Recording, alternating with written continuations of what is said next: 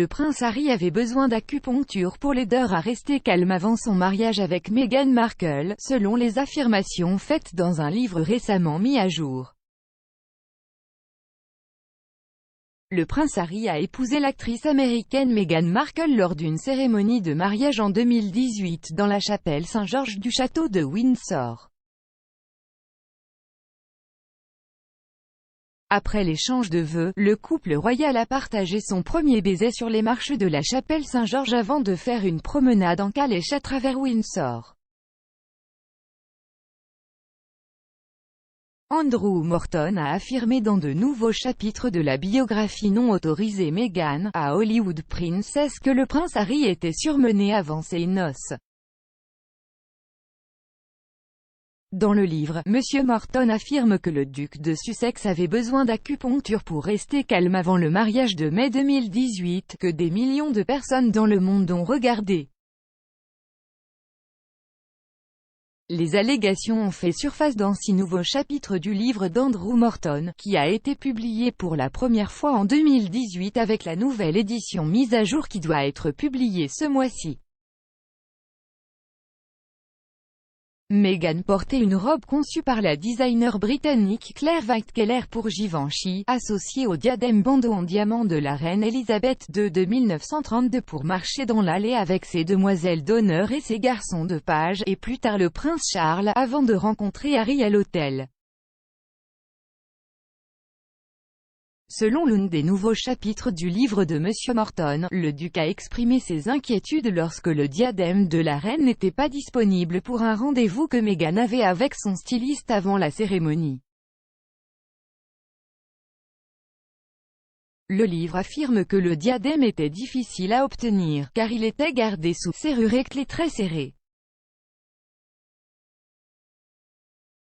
Il écrit, le prince, qui avait besoin d'acupuncture pour rester calme à l'approche du mariage, était surmené lorsque le diadème choisi n'a pas pu être mis instantanément à la disposition du coiffeur de Meghan, Serge Normand, qui avait pris l'avion de New York pour travailler sur le coupe de cheveux. La redoutable commode de la reine, Angela Kelly, qui est la gardienne des bijoux de la reine, aurait informé le prince en colère que certains protocoles de sécurité devaient être respectés pour accéder à la pièce inestimable.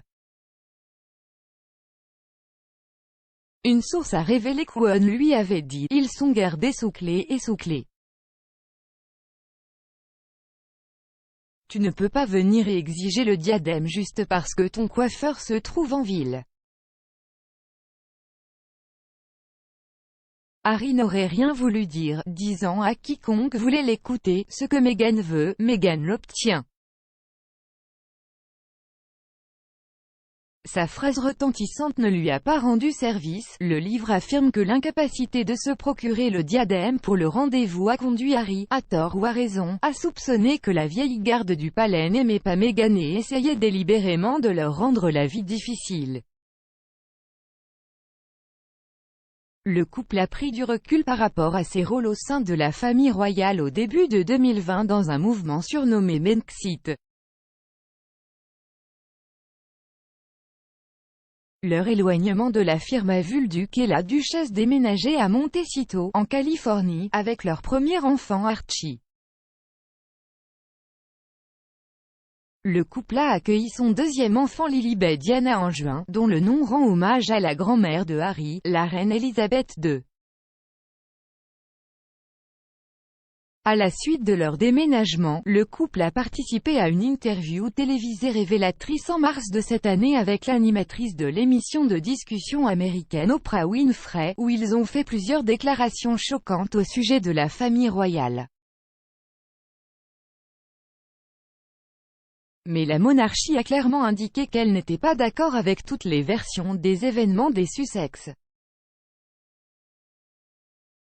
Une déclaration publiée par Buckingham Palace a déclaré que certains souvenirs peuvent varier et que les problèmes soulevés ont été pris très au sérieux et seront traités par la famille en privé.